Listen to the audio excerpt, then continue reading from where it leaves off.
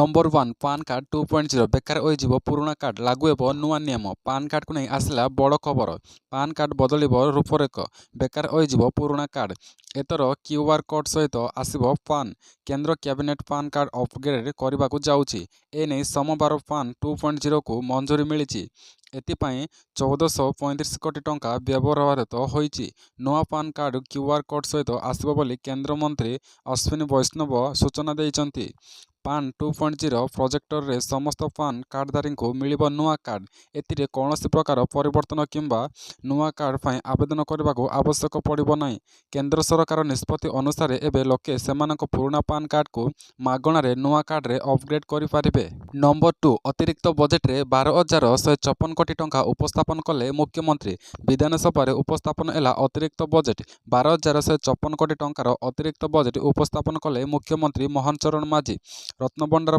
5 कोटी टंकार व्यय अटकल भुवनेश्वर रे प्रवासी भारतीय दिवस 125 कोटी सीएपीएफ मुदयन 299 कोटी टंका व्यवहृत पुलिस स्टेशन रे ओ फांडी रे सीसीटीवी 51 कोटी श्रीमंदिर परिक्रमा विस्तृत सुविधा विकास 26 कोटी श्रीमंदिर परिक्रमा विस्तृत सुविधा विकास 26 कोटी अग्निशम सेवा आधुनिकीकरण और प्रशंसा 120 कोटी बन्या नियंत्रण और ड्रेजन 64 कोटी टंका मधुबाबू पेंशन योजना 338 कोटी टंका व्यवस्था गोपबंधु जन आरोग्य योजना 644 कोटी व्यवस्था सुभद्रा योजना 1196 कोटी टंका व्यवस्था। नंबर 3 एथ पे कमिशन बढ़ी आसब कर्मचारी दरमा यही दिन लागू हेब केंद्रीय कर्मचारी नुआ वर्ष एक बड़ खुशी खबर पाई पारती यही भल खबर अष्टम वेतन आयोग को नहीं होईपारे सरकार बड़ घोषणा करेंगे बोली बेस चर्चार होउछि एक घोषणा विषय आलोचना होउछि जहाँ शीघ्र लागू होईपारे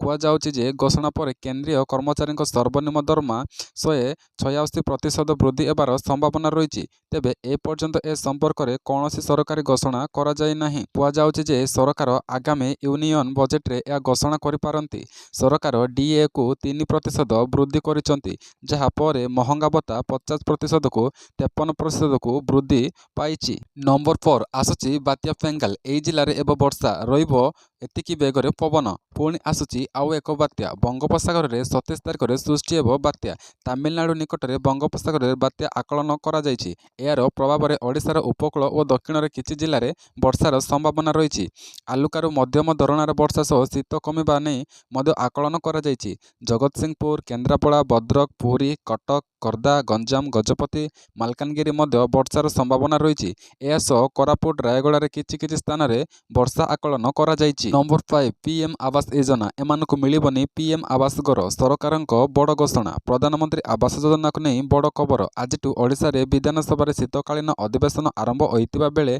प्रथम दिन रे गुरुत्वपूर्ण प्रसंग उपरे आलोचना होइछि प्रधानमंत्री आवास योजना बा पीएमएवाई को नहीं गृह रे बड़ घोषणा करिसंति मोहन सरकार कांग्रेस विधायक प्रश्नर उत्तर रखिसंति पंचायती राज मंत्री कांग्रेस विधायक पवित्र साउटांग प्रश्नर उत्तर रे पंचायती राज मंत्री कहिसंति गत 5 आर्थिक वर्ष रे राज्य को प्रधानमंत्री आवास योजना रे मोट 12,621 गृहर दार्य लक्ष्य प्राप्त होइछि तेबे सेतिरु 11,74,53 संख्यक गृह मंजूरी होइतिबा स्थले 7,43,321 गृह निर्माण कार्य शेष होइछि। नंबर 6 भारत केमिति खेलिबो विश्व टेस्ट चैंपियनशिप फाइनाल एमिति रही समीकरण भारत ऑस्ट्रेलिया मध्य चलता बोर्डर ग्रामांचल ट्रॉफी प्रथम टेस्ट को फोर्थ टीम इंडिया को धमाकदार अंदाज रे जीति नहीं भारत कंगारू दल को मोट 295 रन रे विशाल व्यवधान रे हराई चकमा देइछि फल टीम इंडिया एवं बोर्डर ग्रामांचल ट्रॉफी रे 1-0 रे अग्रहण हासिल कर यशस्वी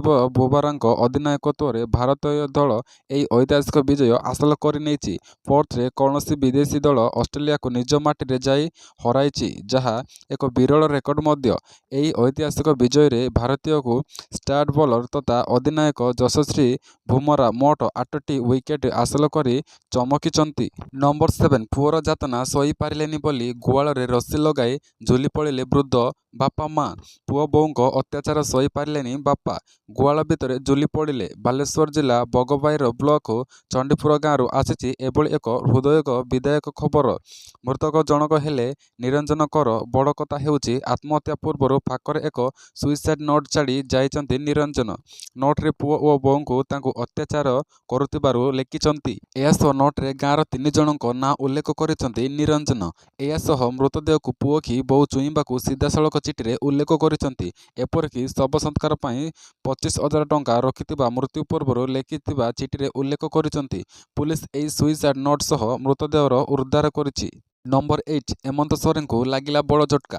ଇଡି ସମନକୁ ଅବମାନନା କରିବା ମାମଲାରେ ଝାଡ଼ଖଣ୍ଡର ମୁଖ୍ୟମନ୍ତ୍ରୀ ହେମନ୍ତ ସୋରେନଙ୍କୁ ରାଞ୍ଚିରେ ଏମ୍ପି ଏମ୍ଏଲ୍ଏ ସ୍ୱତନ୍ତ୍ର କୋର୍ଟଠାରୁ ଏକ ଝଟକା ପାଇଛନ୍ତି। ଏହି ମାମଲାରେ ଇଡି ଦ୍ୱାରା ଦାଖଲ ହୋଇଥିବା ମାମଲାରେ ହେମନ୍ତ ସୋରେନଙ୍କୁ ବ୍ୟକ୍ତିଗତ ହାଜର ହେବାରେ କୋହଳ କରିବାକୁ କୋର୍ଟ ମନା କରିଦେଇଛନ୍ତି। ଇଡି ଦ୍ୱାରା ଡକାଯାଇଥିବା ଅଭିଯୋଗରେ ଶୁଣାଣି ସମୟରେ ତାଙ୍କୁ ବ୍ୟକ୍ତିଗତ ଉପସ୍ଥିତିକୁ ମୁକ୍ତ କରିବାକୁ ଅନୁରୋଧ କରି ହେମନ୍ତ ସୋରେନଙ୍କୁ ଜୁଲାଇ 5ରେ କୋର୍ଟରେ ଏକ ପିଟିସନରେ ଦାଖଲ କରିଥିଲେ। ଏମ୍ପି ଏମ୍ଏଲ୍ଏ ସ୍ୱତନ୍ତ୍ର କୋର୍ଟର ବିଚାରପତି ସ୍ୱାର୍ଥ ସମ୍ରାଟ କୋର୍ଟର ସୋରେନଙ୍କ ଆବେଦନ ଶୁଣାଣି ପରେ ଏବଂ ଉଭୟ ପକ୍ଷରୁ ଯୁକ୍ତିକୁ ପୂରଣ କରିବା ପରେ ନଭେମ୍ବର 11ରେ ଏହାର ରାୟ ସଂରକ୍ଷଣ ରଖିଥିଲେ। ନମ୍ବର 9 ଆଉ ମାତ୍ର ମାସେ ଅପେକ୍ଷା। ଟ୍ରମ୍ପଙ୍କ ଶାସନ ପ୍ରଥମ ଦିନରୁ ଆରମ୍ଭ ହେବ ଏହି 3ଟି ଦେଶରେ ଶନିଦଶା। ଆମେରିକାରେ ନବନିର୍ବାଚିତ ରାଷ୍ଟ୍ରପତି ଡୋନାଲ୍ଡ ଟ୍ରମ୍ପ ଆଉ ମାତ୍ର ମାସେ ପରେ ଅର୍ଥାତ୍ ଜାନୁଆରୀରେ ଶପଥ ନେବେ, ଯାହା ପୂର୍ବରୁ ସେ ନିଜର ବିସ୍ଫୋରକ ବୟାନ ଦେଇଛନ୍ତି। ସେ କହିଛନ୍ତି ଯେ ଦେଶରେ ଦାୟିତ୍ୱ ନେବା ପରେ ତୁରନ୍ତ 3ଟି ଦେଶରେ ଉପରେ ଅତିରିକ୍ତ ଶୁଳ୍କ ଲାଗୁ କରିବେ। ଏହି 3ଟି ଦେଶ ହେଉଛି ଚୀନ, ମେକ୍ସିକୋ ଏବଂ କାନାଡା। ଏହି 3ଟି ଦେଶରେ ନୀତିରେ ପରିବର୍ତ୍ତନ ଆଣିବା ପାଇଁ ଏହି ପଦକ୍ଷେପ ନିଆଯିବ। ଟ୍ରମ୍ପ କହିଛନ୍ତି ଯେ କାନାଡା ଓ ମେକ୍ସିକୋରୁ ଆମେରିକାରେ ଆସୁଥିବା ସମସ୍ତ ଉତ୍ପାଦନ ଉପରେ 25% ଶୁଳ୍କ ଲାଗୁ କରାଯିବ। ଏହି ଦେଶରେ ବହୁ ସଂଖ୍ୟକ ଅବୈଧ ପ୍ରବାସୀ ଆମେରିକୀୟ ସୀମାରେ ପ୍ରବେଶ କରୁଛନ୍ତି। କେବଳ ଏତିକି ନୁହେଁ, ଏହି ଦେଶକୁ ବିପୁଳ ପରିମାଣରେ ଔଷଧ ଆମେରିକାରୁ ରପ୍ତାନି ହେଉଛି। ନମ୍ବର 10 ସୁଭଦ୍ରା ଯୋଜନା ନେଇ ବଡ଼ ଘୋଷଣା। ଏହି ତାରିଖରେ ମିଳିବ ଦ୍ୱିତୀୟ କିସ୍ତି। ମାର୍ଚ୍ଚ 7 ତାରିଖ ପର୍ଯ୍ୟନ୍ତ ପ୍ରଥମ କିସ୍ତି ଆବେଦନ ଶେଷ ତାରିଖ। ସୁଭଦ୍ରା ଯୋଜନା ନେଇ ବଡ଼ ଅପଡେଟ୍। ମାର୍ଚ୍ଚ 7 ତାରିଖରେ ସୁଭଦ୍ରା ଯୋଜନାର ଡେଡଲାଇନ୍ ବୋଲି ବଡ଼ ଘୋଷଣା କରିଛନ୍ତି ଉପମୁଖ୍ୟମନ୍ତ୍ରୀ ପ୍ରଭାତୀ ପରିଡ଼ା।